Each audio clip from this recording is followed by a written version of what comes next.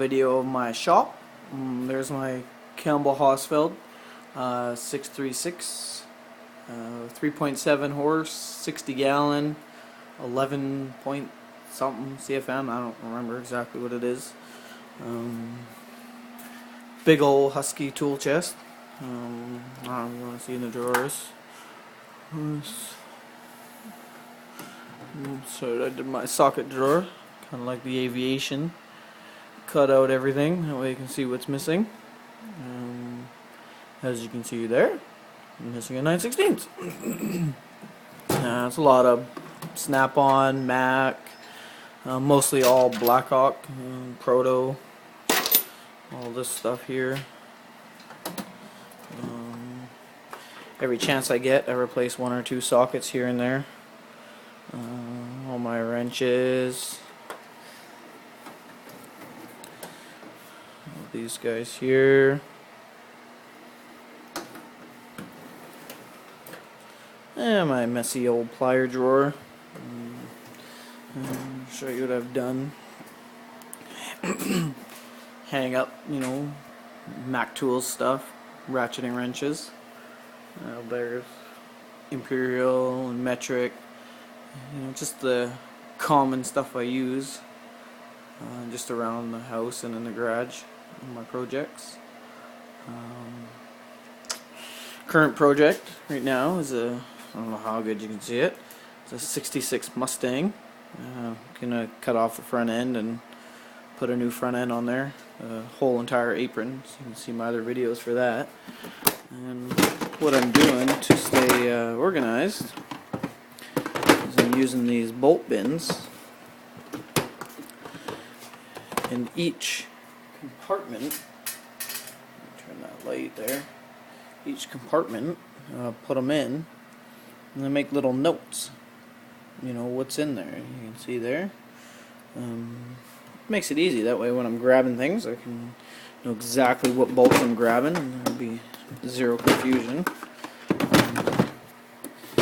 And kind of hard working out of a 1-car garage, a little tight, but I can improvise. Of course there's Klingspor, it's all the sandpaper and grinding wheels I'm using. Big thanks to Klingspor for supplying me with this stuff. It's excellent stuff. Yeah, you can see it's a little bit tight in here, a little crammed. That's the inner fender for the car. Waiting for that. So here's my front valance, grill. There's all kinds of fun stuff going on in here. My wad of air tools, of course. Everything you need, zip cut, sander, grinder, a little bit of everything in there. Mix kibosh of different product, everything from Snap-on all the way down to Performance Tool. Just use whatever I need. There's a drawer of all my specialty stuff here. All this good fun stuff. Of course, laptop for OBD. I already did that one. Yeah, that's pretty much it. But if you're ever in the market for a compressor, this compressor is excellent. I've never been so happy with a compressor. It's so quiet. It's right in the garage here. I haven't had any issues. I got a 50-foot Flexzilla hose from Legacy Manufacturing. It's amazing hose. If you haven't used that, you got to use that stuff. Yeah, I absolutely love this compressor. Picked that up from a local tool store here up in British Columbia, Canada. You can see I already replaced the air filter there with a slightly better quality. The plan is to plumb that in and have it go down the wall all down here, put 2 or 3 outlets there. That way when I'm cutting out the front end and cutting out the floor of the Mustang, it should be a little bit easier, rather than running lines all over the place. I can just run it all over there. Here's a quick shot of the Interior is kind of dark in there. You can see I've ripped everything out. Yeah, that's in a nutshell. This is my little workshop. Of course, I got myself a Miller welder. Picked this guy up really cheap. I absolutely love that thing. Let's see if I can get a better view of that thing. It's a Miller Cricket XL. Amazing for doing bodywork and sheet metal. I wouldn't want anything more than that. It's absolutely incredible. Of course, oxygen, acetylene.